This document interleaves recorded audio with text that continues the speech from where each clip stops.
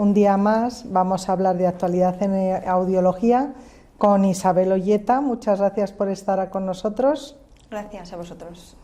Es licenciada en logopeda, especialista en atención temprana por la Universidad de La Rioja. También es audióloga técnica por la Universidad de Londres y Alcalá de Henares. Y aparte de eso es antigua alumna de MOPE y es técnico superior en audiología protésica. Actualmente Isabel Olleta dirige el Centro de Logopedia y Audiología Isabel Olleta en La Rioja y además es vocal de AEDA. Muy bien. Muchísimas gracias y vamos a empezar porque nos cuentes qué es la atención temprana y a quién va dirigida. Bueno, pues la atención temprana, como el nombre indica, ¿no? Es una atención lo más temprana posible, va de 0 a 6 años y está pensada en una atención que no solamente esté pensada en el niño, sino que también esté pensada en la familia y que sea multidisciplinar, porque realmente los niños que tienen cualquier tipo de discapacidad, que es un poco el foco, ¿no?, de los niños de atención temprana, o niños también que están en riesgo, porque no solamente son niños que ya tienen diagnosticado un problema, pues se abarque toda la atención de todas las disciplinas. En este caso nosotros nos centramos más en el área del lenguaje, por eso nos encargamos de la logopedia y desde luego la parte audiológica, donde hacemos pues diferentes valoraciones auditivas, les adaptamos los audífonos y todo el seguimiento que va a ser indispensable. Y la atención a la familia en todas esas áreas. ¿Y cuáles son los últimos descubrimientos científicos en este área de atención temprana? Pues mira, en atención temprana hay mucha evidencia científica ya y sobre todo lo que tiene que ver centrado en la familia, no todos los tratamientos centrados en la familia, porque antes, que hace años ya, ¿qué se hacía? Bueno, pues los tratamientos, por ejemplo, de logopedia eran muy individuales, se trabajaba con el niño y luego rara vez se daban pautas para generalizar lo que se les estaba explicando, ¿no? Los que se estaba enseñando en logopedia no se les daba pautas a las familias para generalizar, desde hace ya muchos años y ahora eso es algo, vamos, básico. Se sabe que la familia tiene que estar dentro de las sesiones, la familia tiene que saber qué se trabaja con su hijo para luego poderlo generalizar en el día a día. Al final, los protagonistas no somos los profesionales, o sea, son los padres que tienen que hablarles, tienen que saber cómo hacerlo y en el caso de los niños sordos, pues todavía con más razón, porque muchas veces saben que hasta que no les ponen los implantes o los audífonos no les oyen. Y eso no quiere decir que no puedan comunicarse con sus hijos, ¿no? Entonces todo ese trabajo es la atención temprana. Las estrategias también de toda la familia. ¿Qué tipo de profesionales atienden tanto a los niños como a las familias? Pues la mayor parte de los profesionales son logopedas, psicopedagogos, también desde luego audioprotesistas, audiólogos, porque somos un centro especializado sobre todo en niños con hipoacusia. Pero es verdad que no es lo habitual. Lo habitual que es que haya un centro de atención temprana donde se tratan todos los temas que tienen que ver con el desarrollo del lenguaje o la psicología, orientación familiar, y luego aparte se hace en un centro auditivo lo que es la adaptación protésica. Y a mí eso me parece realmente que tiene sus desventajas, ¿no? Bueno, de hecho hay muchos niños, sobre todo en el caso de los niños que tienen hipoacusia postnatal, es decir, que no se han detectado la hipoacusia y que se detectan más tarde, que claro, no hay ese seguimiento que es necesario desde el punto de la atención temprana con el audioprotesista para ir regulando las prótesis de forma sistemática y entonces, claro, el niño se pierde muchísima información.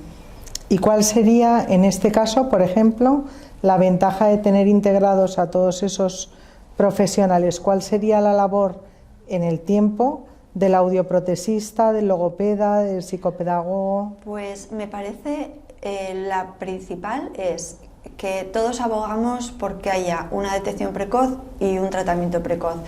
Y esto facilita las dos cosas. El hecho de que un logopeda esté trabajando con un niño que ya tiene un diagnóstico y detecta que no está oyendo bien, todo se agiliza más, porque a nosotros nos pasa cuando tenemos algún caso y la logopeda ve, dice, uy, antes las S las discriminaba, ahora no. O sea, es inmediato, porque paso yo, pasa cualquier compañera audioprotesista del centro y dice, mira, pues voy a revisar los audífonos, o si todo está bien, vamos a decirle a la mamá que llame al otorrino porque puede haber una pérdida auditiva. Y eso es algo inmediato, cosa que no es lo habitual cuando, no porque no haya voluntad, porque sí que la hay de todos queremos que todo vaya bien, pero no hay esa inmediatez. Entonces, que en los centros de atención temprana que estén especializados en estas áreas de la audición, debiera haber un audioprotesista, es mi opinión. ¿Y de qué crees que debe saber un logopeda de audiología para también tener un poco, tocar todas las teclas o...? Exacto, es que va todo unido. Esa logopeda, el ejemplo que he puesto antes, esa logopeda si sabe de audiología o sabe de cómo resolver las cosas tontas de un audífono, ¿no?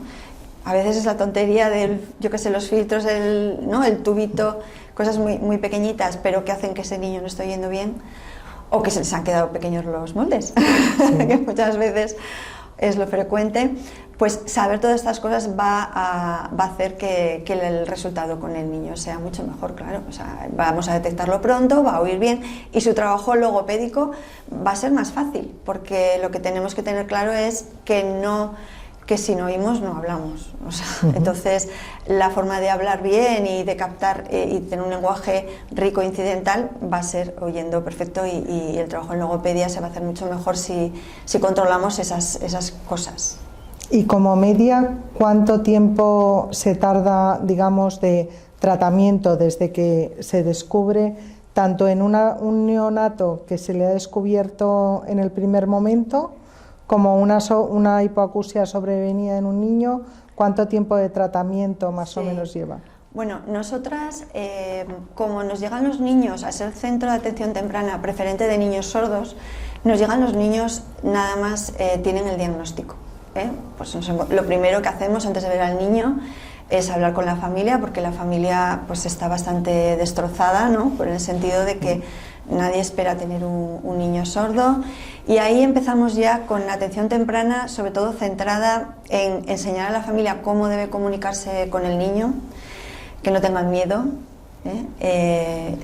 ajustar expectativas dentro de lo que podemos, porque vienen igual con expectativas bastante malas, en el sentido de pero va a hablar, pero va a estar en un colegio normal, y a veces pues bueno, podemos hablar de expectativas, otras veces no, porque no todos los niños, hay un 40% de niños que tienen hipoacusias plus, o sea, con otros tipos de deficiencias añadidas a la sordera. Entonces nunca es complicado a veces saber hasta dónde pueden llegar, pero sí que les decimos que si ellos se implican y trabajan y forman parte del equipo, pues nosotras al final no somos la parte importante, van a ser ellos. O sea, en ese sentido hay que trabajar mucho en ese aspecto.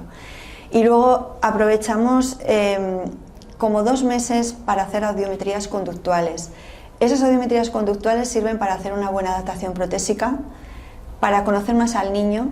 Ahí, por ejemplo, te puedes dar cuenta si algo falla en el sentido de cómo reacciona a los sonidos, si puede haber algo más.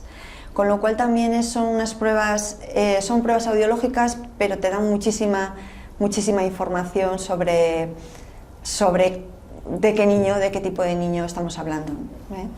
Y bueno, no sé si te he contestado porque me voy un poco, sí, pero es que me parece de todo el proceso de adaptación protésica, la inicial, adaptación protésica, atención temprana, no sé cómo ponerle un nombre global, ¿no? Me parece la más importante. Te preguntaba un poco más o menos qué medida de tiempo un niño que tiene una recuperación satisfactoria. A ver, a los 6 meses ya está equipado con sus prótesis. Si es implantado, pues por supuesto más tarde, al año suele implantar y demás. A los 3 años, si todo va bien y es un niño con una hipoacusia, solamente a los 3 años tiene que ir al cole pudiéndose comunicar, o sea, con un lenguaje oral funcional. Que a lo mejor seguramente no habla bien, pero como otros muchos niños, pero sí que tiene que tener un lenguaje oral. Nosotros, ahora que hay bastante debate, lenguaje de signos, lenguaje oral, nosotras utilizamos el lenguaje bimodal. En audiología, cuando hablamos de bimodal, estamos hablando de una cosa diferente. Hablamos de bimodal en audiología cuando tenemos un audífono y un implante, o sea, dispositivos diferentes, ¿no? En logopedia, el lenguaje bimodal es un lenguaje gestual, pero que acompaña al oral, con lo cual es como una muleta. Entonces, desde el principio, siempre utilizamos ese lenguaje bimodal y oral. Y luego, conforme va pasando el tiempo, para los 3 años, si todo va bien, ya lo dejan ellos mismos, porque no lo necesitan. Porque si dicen, mamá, dame agua, aunque no lo digan perfecto, y la mamá le entiende, ahí está reforzando el lenguaje y eso va a seguir solito. Y hay un punto, ¿por qué la atención temprana es de 0 a 6? Porque a los 6 años tiene que tener todo ese lenguaje adquirido, tiene que diferenciar bien los fonemas para acceder claramente a la lectura labial, perdón, a la lectoescritura. Si no accedemos a la lectoescritura, a partir de los 6 años, ya empiezan pues otra serie de problemas de aprendizaje, de escolares, y si lo que queremos es la integración total del niño sordo, tenemos que conseguir esos objetivos. 3 años un lenguaje funcional, 6 años un buen lenguaje oral y lectoescritura. ¿Y cómo colabora, por ejemplo, vuestro centro de atención temprana con escuelas que tengáis, con profesores donde haya niños con estas características, con asociaciones de padres? Sí. La parte educativa es importantísima porque los niños están con nosotros 6 años, pero a los 3 ya están trabajando también con profesores, con maestras de audición y lenguaje en el cole, con pues otro tipo de, pues el tutor, ¿no? Su profesora, su maestra. Entonces el contacto con ellos tiene que ser muy cercano. Primero porque los niños con prótesis auditivas en ambiente de ruido no oyen bien. Y tenemos que ver cómo reaccionan a esos ambientes. Generalmente, cuando tienes un niño con una discapacidad, los propios padres les protegen mucho, son niños pues muy queridos, claro, nadie se espera, ¿no? Esto, y se les expone igual poco a situaciones muy ruidosas, y ahí de repente es la jungla, o sea, porque llegan con un montón de niños, sí. Y muchas veces ese cambio no son conscientes porque no tienen por qué, los tutores no tienen por qué saber los maestros que ellos no entienden bien en ruido, no lo saben, y hay que informarles de que estos niños no oyen bien en esos ambientes. Se les empieza a dar charlas sobre la FM, eso nos encargamos, nuestro centro damos todos los años con los tutores de los niños, de las aulas, en los niños donde hay aulas donde haya niños con hipoacusia, se les da formación sobre lo que es la sordera, sobre lo que son sus implantes, sus audífonos, y luego también se les informa sobre cómo utilizar la FM y demás. Y en La Rioja, desde los 3 años ya llevan FM. No 100%, pero en la mayor parte de las situaciones donde hay ruido y tienen que entender bien. Muy bien. ¿Y crees, por último, que la sociedad, desde los padres hasta los profesores, está concienciado de este problema, de la importancia de la atención temprana, de empezar realmente en el primer momento? Creo que, bueno, pero esto también pasa con los niños que no son sordos. Creo que no nos damos cuenta de la importancia que tienen los 3 primeros años de vida. Son los 3 años de mayor neurodesarrollo, donde cualquier cosa que hagamos mal queda grabada. Si un niño no oye las S en los 3 primeros años, no las va a decir, no las va a identificar, y eso es una cosa tonta, no lo que estoy diciendo, pero veo que esa conciencia de esta edad no se tiene ni siquiera en los niños normoyentes, y en los niños con hipoacusia debiera ser trabajar, pero muy intensamente para llegar a cotas altas, o sea, para que sean realmente, tengan una integración como los niños normoyentes, y ahí hay un trabajo todavía por hacer, porque claro, son niños que como no hablan nos parece lo normal, pero hay cosas que no son normales. Que al año no diga palabras no es normal, y que a los 3 años no haga frases no es normal. Entonces eso sí que falta un poco, pero yo creo como de mensaje igual más general, no solamente he pensado en hipoacusia. Ahora con el tema de la tecnología, ¿no? Que salen muchos artículos que hay mucho problema con que el típico imagen de un restaurante, el niño ahí con la tablet, bueno, pues ese niño cómo va a aprender lenguaje si no se le habla, ¿no? Pues eso generalizado a un niño con hipoacusia, pues el triple. Muy bien, muy interesante. Pues muchísimas gracias, Isabel. Gracias a vosotros.